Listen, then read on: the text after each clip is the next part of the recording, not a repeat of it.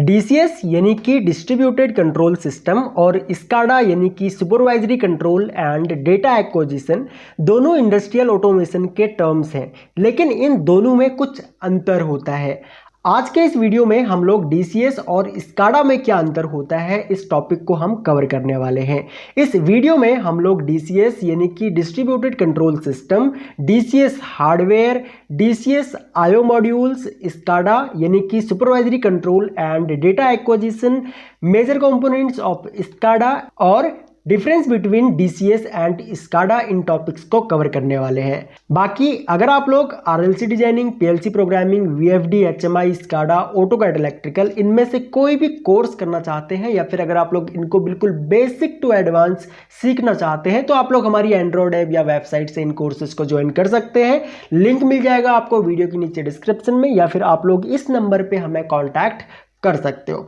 सबसे पहले हम लोग बात करते हैं डीसीएस यानी कि डिस्ट्रीब्यूटेड कंट्रोल सिस्टम की। डीसीएस यानी कि डिस्ट्रीब्यूटेड कंट्रोल सिस्टम एक एडवांस्ड इंडस्ट्रियल ऑटोमेशन टेक्नोलॉजी है जो manufacturing plants, power plants, oil refineries, chemical plants और दूसरे लार्ज इंडस्ट्रियल प्रोसेसेस में प्रयोग होता है। डीसीएस का प्रयोग इंडस्ट्रियल ऑपरेशंस को मॉनिटर और कंट्रोल करने के लिए किया जाता है। डीसीएस काम करने के लिए एक network of computers, sensors, actuators और कंट्रोल ड्राइव्स का उपयोग करता है। ये नेटवर्क प्रोसेस को ऑटोमेट करता है और उससे कॉम्प्लेक्स इंडस्ट्रियल ऑपरेशंस को एफिशिएंटली मैनेज किया जाता है। डीसीएस में हर एक प्रोसेस को मॉनिटर करने के लिए सेंसर का उपयोग किया जाता है। ये सेंसर प्रोसेसर पैरामीटर्स जैसे कि temperature, pressure, flow rate level और दूसरे वेरिएबल को मेजर करते हैं। इन मेजरमेंट्स को फिर डीसीएस सिस्टम के सेंट्रल कंप्यूटर पर भेजा जाता है। डीसीएस सिस्टम में सेंट्रल कंप्यूटर, जिसको सर्वर भी बोला जाता है, ये मेजरमेंट एनालाइज करता है और उनके बेसिस पर निर्णय लेता है। ये कंप्यूटर प्रोसेस को परफॉर्मेंस, सेफ्टी और इफिशिएंसी को ऑप्टिमाइज करने के लिए एप्रोप्रिएट एक्शन और इंस्ट्रक्शंस जनरेट करता है। ये इंस्ट्रक्शंस और एक्शंस फिर फील्ड डिवाइसेस जैसे कि आपके वॉल्व्स, पंप्स, मोटर्स और स्विचेस को कंट्रोल करने के लिए भेजे जाते हैं। फील्ड डिवाइसेस इन इंस्ट्रक्शंस को एग्जीक्यूट करते हैं और प्रोसेस पैरामीटर्स को कंट्रोल करते हैं। डीसीएस का मुख्य फायदा यह है कि ये डिसेंट्रलाइज्ड है, मतलब कि कंट्रोल फंक्शंस डिस्ट्रीब्यूट किए जाते हैं और हर एक प्रोसेस यूनिट के पास अपना लोकल कंट्रोल डिवाइस होता है। इससे रिलायबिलिटी और रिडंडेंसी बढ़ती है, क्योंकि अगर कोई एक कंट्रोल यूनिट फेल हो जाती है तो दूसरे यूनिट अभी भी ऑपरेशन को मैनेज कर सकते हैं। डीसीएस के द्वारा ऑपरेशन को रियल टाइम डेटा, अलार्म और विजुअलाइजेशन प्रोवाइड की जाती है, जिससे उन्हें प्रोसेस की इंफॉर्मेशन और एनोमलाइज के बारे में पता चलता है। ऑपरेटर्स इन इंफॉर्मेशन का उपयोग करके डिसीजन मेकिंग कर सकते हैं और प्रोसेस को ऑप्टिमाइज करने के लिए एक्शन ले सकते हैं। ओवरऑल डीसीएस एक सेंट्रलाइज्ड कंट्रोल सिस्टम है जो कॉम्प्लेक्स इंडस्ट्रियल ऑपरेशन को ऑटोमेट, मॉनिटर और कंट्रोल के लिए डिजाइन किया गया है। इसका उपयोग करके इंडस्ट्रियल प्रोसेस की सेफ्टी, इफिशिएंसी और प्रोडक्टिविटी को बढ़ाया जा सकता है। अब हम लोग बात करते हैं डीसीएस में हार्डवेयर का प्रयोग। डीसीएस डिस्ट्रीब्यूटेड कंट्रोल सिस्टम को चलाने के लिए कुछ अहम हार्डवेयर कंपोनेंट्स होते हैं, जो कि कुछ नीचे मैं आपको बता रहा हूं। सबसे पहले हम लोग बात करते हैं कंट्रोलर्स की। तो डीसीएस में मैन कंट्रोलर हार्डवेयर होता है, जिसे डिस्ट्रीब्यूटेड कंट्रोल यूनिट डीसीयू या फिर प्रोसेस ऑटोमेशन कंट्रोलर पीएसी के रूप में भी जाना जाता है। ये कंट्रोलर्स मल्टीपल इनपुट आउटपुट यानी कि आईओ मॉड्यूल्स और प्रोसेसर से मिलकर बने होते हैं। ये हार्डवेयर प्रोसेस पैरामीटर को मॉनिटर और कंट्रोल करने के लिए जिम्मेदार होते हैं। दूसरा है इनपुट आउटपुट यानी कि आईओ मॉड्यूल्स। डीसीएस में आईओ मॉड्यूल्स का उपयोग एनालॉग और डिजिटल सिग्नल्स को प्राप्त और भेजने के लिए किया जाता है। ये modules field instruments, sensor, actuator और दूसरे डिवाइसेस से जुड़े होते हैं। आईओ मॉड्यूल्स एनालॉग सिग्नल को डिजिटल फॉर्मेट में बदलते हैं और डिजिटल सिग्नल्स को एनालॉग में बदलते हैं। अगला है नेटवर्क इंफ्रास्ट्रक्चर। एक रोबस्ट और सिक्योर नेटवर्क इंफ्रास्ट्रक्चर डीसीएस के लिए महत्वपूर्ण है। इसमें स्विचेस, राउटर्स और कम्युनिकेशन इंटरफेस शामिल होते हैं। ये hardware components, controllers, IO modules और दूसरे डीसीएस डिवाइस के बीच कम्युनिकेशन में मदद करते हैं। अगला है सर्वर। डीसीएस में सर्वर की उपस्थिति आवश्यक होती है, जहां पर डेटा स्टोरेज, डेटा प्रोसेसिंग और डिसीजन मेकिंग फंक्शन का समर्थन होता है। ये सर्वर्स हाई परफॉर्मेंस हार्डवेयर होते हैं जो multiple collectors, data historians and एक दूसरे सिस्टम कंपोनेंट्स के लिए डेटा स्टोरेज और कंप्यूटिंग रिसोर्सेज बियर करते हैं। अगला है एचएमआई यानी कि human machine interface. HMI hardware operators को डीसीएस सिस्टम के साथ इंटरैक्ट करने के लिए उपयोग होता है। इसमें मॉनिटर्स, टच स्क्रीन, कीबोर्ड और पॉइंटिंग डिवाइस शामिल होते हैं। एचएमआई हार्डवेयर ऑपरेटर्स को रियल टाइम डेटा डिस्प्ले करता है और उन्हें सिस्टम के स्टेट्स और पैरामीटर्स के साथ जोड़ता है। अगला है रिडंडेंसी हार्डवेयर। डीसीएस में रिडंडेंसी हार्डवेयर का उपयोग करते हैं। सिस्टम के अप टाइम और रिलायबिलिटी को बढ़ाया जाता है। रिडंडेंट कंट्रोलर्स, सर्वर्स और नेटवर्क कंपोनेंट्स इसमें शामिल होते हैं। ये हार्डवेयर कंपोनेंट्स बैकअप और फेल ओवर मैकेनिज्म प्रदान करते हैं, जिससे सिस्टम अगर किसी हार्डवेयर फेलियर के केस में भी सीमलेस तरीके से चलता रहे। तो ये कुछ प्रमुख हार्डवेयर कंपोनेंट्स हैं जो डीसीएस सिस्टम में उपयोग होते हैं। हर एक इम्प्लीमेंटेशन में स्पेसिफिक हार्डवेयर की रिक्वायरमेंट्स अलग अलग हो सकती है। अब हम लोग बात करते हैं डीसीएस के आईओ मॉड्यूल्स की। डीसीएस यानी कि डिस्ट्रीब्यूटेड कंट्रोल सिस्टम में आईओ मॉड्यूल्स बहुत से प्रकार के हो सकते हैं। इनमें से कुछ यहाँ पे मैं आपको बताता हूँ। पहला है डिजिटल इनपुट आउटपुट मॉड्यूल्स। ये मॉड्यूल्स डिजिटल सिग्नल को डिटेक्ट करने के लिए यूज किए जाते हैं। ये typically switches, push buttons, limit switches, proximity sensors और अन्य डिजिटल डिवाइसेस के सिग्नल्स को मॉनिटर करते हैं। अगला है डिजिटल आउटपुट मॉड्यूल्स। ये digital output modules digital signals को जनरेट करते हैं और एक्सटर्नल डिवाइस को कंट्रोल करते हैं। ये typically solenoid valve, motor starter, relay coils और आपके अदर डिजिटल डिवाइसेस को कंट्रोल करने के लिए यूज होते हैं। अगला है analog input modules. Analog input modules analog signals को मेजर करते हैं, जैसे कि टेम्परेचर, प्रेशर, लेवल, फ्लो और अन्य कंटिन्यूअस वेरिएबल्स। ये modules usually voltage, current, resistance और अन्य एनालॉग सेंसर्स से इनपुट सिग्नल्स को कन्वर्ट करते हैं।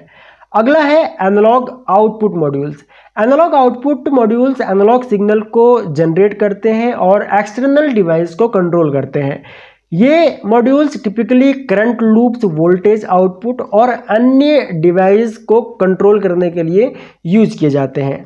अगला है communication module. Communication modules DCS system और एक्सटर्नल डिवाइस के लिए कम्युनिकेशन स्टेबलाइज करने के लिए यूज होते हैं। ये modules Ethernet, serial communication and field bus protocol जैसे कि प्रोफिबस एंड मॉडबस और वायरलेस कम्युनिकेशन को सपोर्ट करते हैं। ये सिर्फ कुछ मुख्य उदाहरण हैं और डिफरेंट डीसीएस सिस्टम में स्पेसिफिक मॉड्यूल्स और कॉन्फ़िगरेशन वैरी कर सकते हैं। डीसीएस मैन्युफैक्चरिंग जैसे कि Honeywell, Siemens, ABB, Emerson, Schneider electric ये मॉड्यूल्स प्रोवाइड करते हैं, जिनके स्पेसिफिकेशंस और कैपेबिलिटीज मैन्युफैक्चरर के प्रोडक्ट पर डिपेंड करती है। अब हम लोग बात कर लेते हैं स्काडा सिस्टम के बारे में।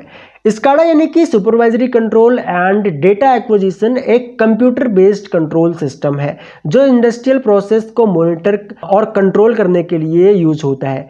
स्काडा सिस्टम में आमतौर पर हार्डवेयर और सॉफ्टवेयर कंपोनेंट होते हैं जो रिमोट डिवाइस से डेटा इकट्ठा करने के लिए एक साथ काम करते हैं और उस डेटा को प्रोसेस करते हैं और ऑपरेटरों को इंडस्ट्रियल प्रोसेस की निगरानी और नियंत्रण के लिए ग्राफिकल यूजर इंटरफेस प्रदान करते हैं। स्काडा सिस्टम का प्राइमरी ऑब्जेक्ट है रियल टाइम डेटा कलेक्शन और कंट्रोल।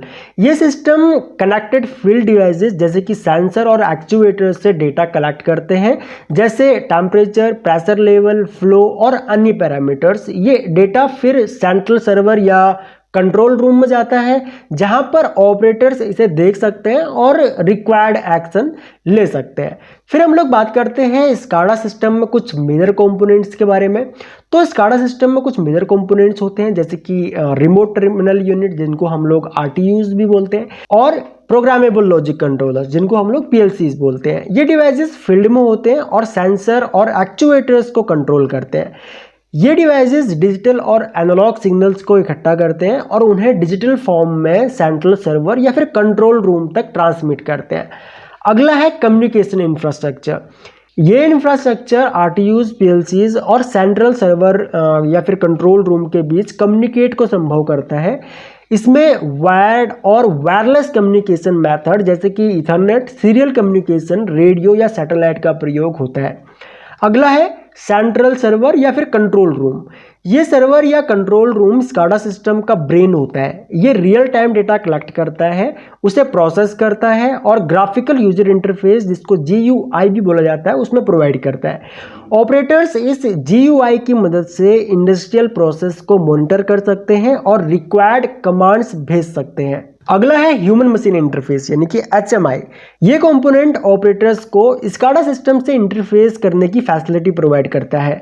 ऑपरेटर्स इस इंटरफेस की मदद से रियल टाइम डेटा देख सकते हैं, अलार्म्स और अलर्ट रिसीव कर सकते हैं और रिक्वायर्ड कंट्रोल कमांड यूज कर सकते हैं।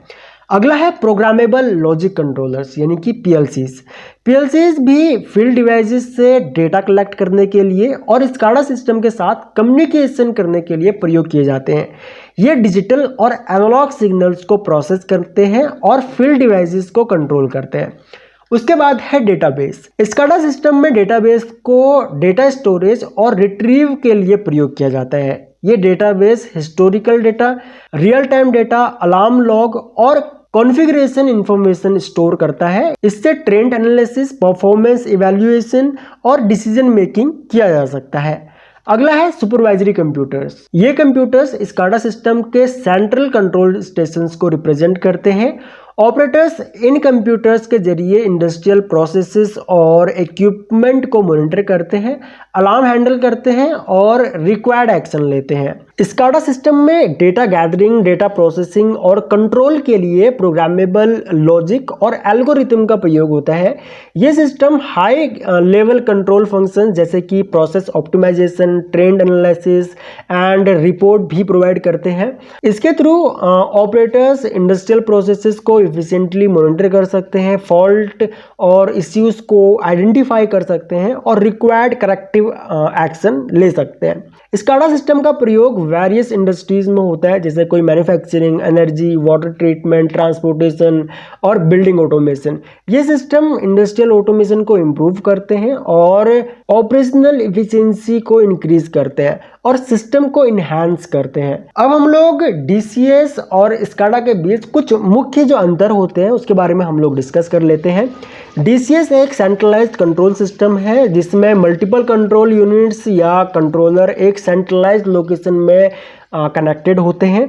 वहीं स्काडा भी एक सेंट्रलाइज्ड कंट्रोल सिस्टम है लेकिन इसमें मल्टीपल रिमोट टर्मिनल यूनिट्स जिनको हम RTUs बोलते हैं या प्रोग्रामेबल लॉजिक कंट्रोलर्स जिनको PLC बोला जाता है, ये एक सेंट्रलाइज्ड लोकेशन से कंट्रोल होते हैं। DCS typically large scale industrial processes और मैन्युफैक्चरिंग प्लांट्स के लिए डिजाइन किया जाता है। स्काडा मेनली इंफ्रास्ट्रक्चर प्रोजेक्ट जैसे कि power distribution system, water treatment plant और ऑयल पाइपलाइंस जैसे कि यूटिलिटीज के लिए डिजाइन किया जाता है। DCS में हर एक कंट्रोल यूनिट स्पेसिफिक एरिया या प्रोसेस को कंट्रोल करता है, लेकिन स्काडा सिस्टम में मॉनिटरिंग, कंट्रोल और डेटा एक्विजिशन के लिए प्रयोग होता है। DCS में control unit local decision making capability रखते हैं और प्रोसेस कंट्रोल, मॉनिटरिंग और ऑटोमेशन को मैनेज करते हैं। DCS सिस्टम के थ्रू ऑपरेटर्स को रियल टाइम डेटा प्रोवाइड किया जाता है और उन्हें रिमोट एक्सेस और कंट्रोल की कैपेबिलिटी देता है। DCS में डेटा प्रोसेसिंग लोकल लेवल पर होती है और डिसीजन मेकिंग भी लोकल लेवल पर होती है। स्काडा सिस्टम टिपिकली प्रोसेस के सुपरवाइजरी लेवल पर डिसीजन मेकिंग करते हैं, लेकिन लोकल कंट्रोलर्स भी होते हैं जो स्पेसिफिक टास्क और कंट्रोल को मैनेज करते हैं। तो अगर समराइज किया जाए तो DCS और स्काडा दोनों इंडस्ट्रियल ऑटोमेशन में यूज होने वाले सेंट्रलाइज्ड कंट्रोल सिस्टम है, लेकिन DCS mainly large scale industrial process के लिए होता है जबकि स्काडा इंफ्रास्ट्रक्चर प्रोजेक्ट जैसे कि यूटिलिटीज के लिए डिजाइन किया जाता है। डीसीएस में कंट्रोल यूनिट्स लोकल लेवल पर डिसीजन मेकिंग करते हैं, जबकि स्काडा सिस्टम्स सुपरवाइजरी लेवल पर डिसीजन मेकिंग करते हैं और रिमोट एक्सेस और कंट्रोल को सपोर्ट करते हैं। सो आई होप कि आप लोगों को डीसीएस और स्काडा के बीच में क्या अंतर होता है वो पता लगा होगा। बाकी फिर भी अगर आप लोगों का इस टॉपिक से रिलेटेड कोई भी डाउट हो तो आप लोग वीडियो के नीचे कॉमेंट कर सकते हो, मैं आपके सारे कॉमेंट्स पढ़ता हूँ और मैं कोशिश करूंगा कि आने वाले लेक्चर्स में आपके सभी डाउट्स को क्लियर कर सकूं। सो इस वीडियो लेक्चर में इतना ही गाइस, थैंक्स फॉर वॉचिंग। मिलते हैं अपने नेक्स्ट वीडियो लेक्चर में।